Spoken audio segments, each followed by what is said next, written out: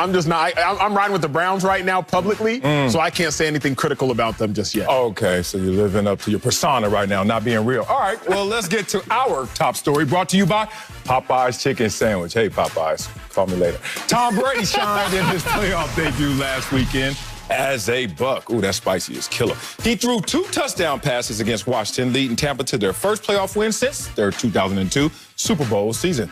Next up is a familiar foe, the Saints. New Orleans swept the regular season series against the Bucs by a combined 46 points, and Brady threw 5 interceptions in the losses. So, Acho, are you confident in Tom Brady's Bucs this weekend?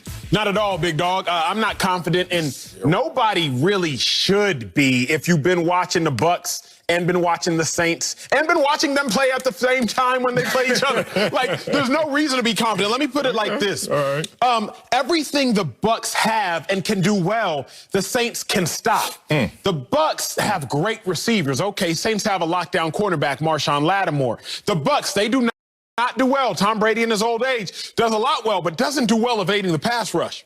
Saints, Cameron Jordan, one of the top pass rushers since he entered the league, 94.5 sacks on his career. The Bucs, they do have some weapons defensively, great linebackers and whatnot. Oh, but the Saints have Kamara and they have Michael Thomas, and they also have a veteran safety in Malcolm Jenkins. Oh, and speaking of Malcolm Jenkins, it'd be one thing if I, Marcellus, who have never been in the locker room for the Saints, came on here and said, man, I got confidence or don't have confidence in the Bucs. It's another thing when somebody on the field comes on our show and says himself exactly why he knows and how they can continue to stop the Bucs. Shall we? What?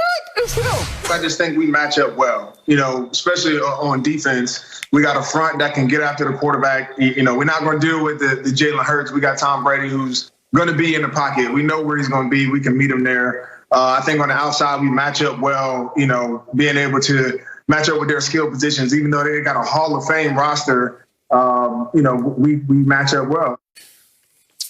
In his words, right? What I got to say, if no bias there. Sure, maybe the bias is shutting them down 38-3. Maybe the bias is shutting them down 34-23. We're talking future. We're not maybe talking that's past. what it is. There's no such thing here. Your past experience. Marcellus? That's not it. That's not it. No, the best indicator of future behavior is past behavior. Okay, and past behavior, the Saints shut them boys without down. bias. Future behavior, the Saints gonna shut them down. That's it? Is that it? What you mean that's it? So much to be desired. No, I got 2 more laps. Oh, you do? Oh, okay. We're going to have a lot of time. Producers, hook us up right now because I am confident in Tom Brady and the Bucs this weekend. They played them in week 1. They played them in week 9. Now, that is going to be a key line of demarcation because you have to look at this team before Week 9 and after Week 9. So go ahead and get your Google going, Pro Football Reference, Bucs, Week 9. All right, do all that while I talk. There's a narrative going on in this postseason right now where the big brother division winner is getting beat down by little brother in the playoffs when it matters most. Let's talk about the Seattle Seahawks, who won that division, right? And then they saw the same team in their division, the Rams. How'd that turn out when it mattered most? Okay, Marcellus, come on. Don't start no shot narratives. Okay. What about Pittsburgh that won the division, 11-0 start, and had to play their little brothers in Cleveland in the same division? How did that turn out when it mattered most? When Cleveland had no hopes, no chance, including me saying that they had no way of winning that game, they figured out a way. Oh, as De La Soul used to say, 3 is the magic number, and I know you don't know who De La Soul is. After the show, we'll have a little listening session. Okay, so the first one, this is how this season has gone right now, according to the narrative and according to Tom Brady and the Bucs. First one, we had off-season of Zoom meetings, citations at parks and recs because we're trying to have meetings and try to have practice illegally. And that's how they learned this system. Week 1, you go out there. I think I know the system if I'm Tom Brady to Bruce Arians. Okay, let's go out there week 1. Smash, smack, Saints put it on them. Okay, that's fine. You know what? It was week 1. I wasn't really comfortable and confident in your system. Fast forward to week 9. All of a sudden, you face them again. Okay, you know what? I get what you're talking about, Bruce Arians. I understand what the concepts are. Wham, smash, smack, slap down again. And then Tom Brady gave Bruce Arians that side eye, like, you want to listen to me now? What do you mean, Bruce Arians? Bruce Arians, the same Bruce Arians who's now 0-4 against the New Orleans Saints. He says, Bruce, come over here a little bit. I'm Tom Brady, 6 rings. You're Bruce Arians, who needs a ring. let's talk. I need more pre-snap motion. I need more play-action passing. I need more balance. We have to run the ball more effectively in our game, in our system. All of a sudden, they started to do this. Look at this full screen right here. Reason I said week 1 through 9 versus week 10 through present. Time versus time. This is Tom Brady when he played the Saints the 2 times and everybody else between week 1 and 9. Look at the time before a throw. 0.2 of a second slower when he was playing the Saints. All of a sudden, ball's coming out quicker. Look at the blitz percentage. People in the beginning was like, don't blitz Tom Brady. You know why? Because he's seen it all. Now, cats are trying to come at Tom Brady. Oh, look at the effect of that. See that passer rating? Let's skip over drop back pressures.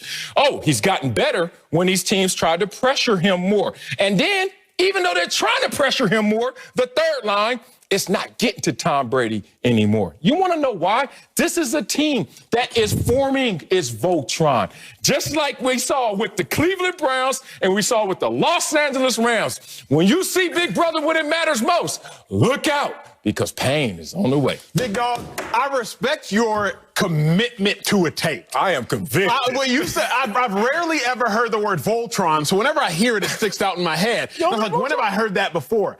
Oh, in August, when Marcellus said that the Bucs were forming their Voltron. I told you, look at it. I love it. Full circle. But here's the thing. I've worked on this show long enough, and I've worked with Marcellus long enough to now be able to decipher the difference between Marcellus, your take, and your producer's take. See, I can understand Marcellus when something is coming from you and when something is coming from your guy Heller. No distractions. See, but the problem is, because I've now also worked with your producer, I can hear the flaws in the argument. But I texted this to him. The flaws in the argument. I got receipts, girl. Let's talk about the flaws, sir. Let's go. You said that the teams that have won the division have lost in the playoffs. You brought up the Seattle Seahawks, if I'm not mistaken. You brought up the Pittsburgh Steelers, if I'm not mistaken. That's all you needed. In theory, that's all you needed. But the flaw in the argument was that the Seahawks lost to the Rams. They did in the regular season. The Steelers lost to the Browns. That happened in the regular season. But the Saints swept.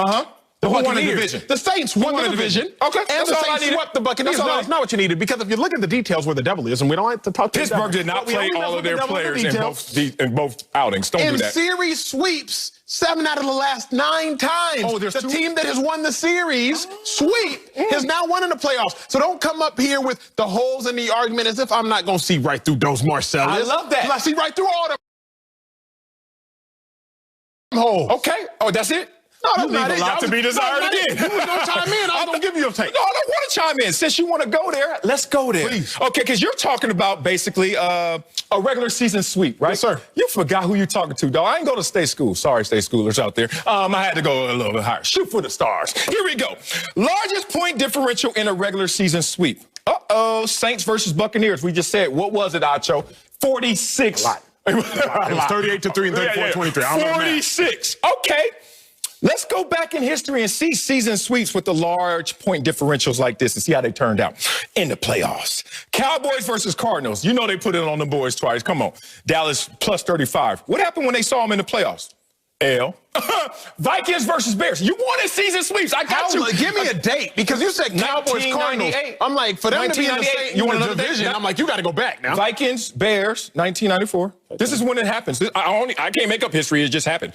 Minnesota plus 34. What happened when they saw them in the playoffs? Lost. The Oilers versus Steelers. They don't even exist anymore. You just read the Oilers. Lost. Bro. That's my point. You're bringing up Oilers. I'm just trying to give you history. You bringing up Earl. Was Earl Campbell in the game? Was Earl Campbell in the game? Get to the point. The point is very simple, Sal. If you look at the fact that the Saints have locked down the Buccaneers not once but twice. After they did it the first time, you said, hey, wait till the rematch. Just give the Buccaneers No, I didn't say that. You did. I said form a Voltron. Don't do me like that. You did. You said give the Buccaneers That wasn't fully formed Voltron. The fully formed Voltron is never going to be fully formed because the Saints keep them from forming. Here's the real issue, though. Let's talk about the real issues at hand, because there's so many, but let me get to the real point. Let's go. The real point is the Buccaneers have not been battle-tested in 6 weeks. That matters.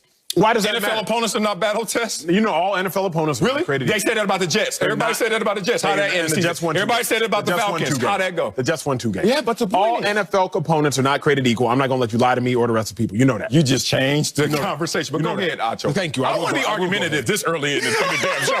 What's the rest of the show going to look like?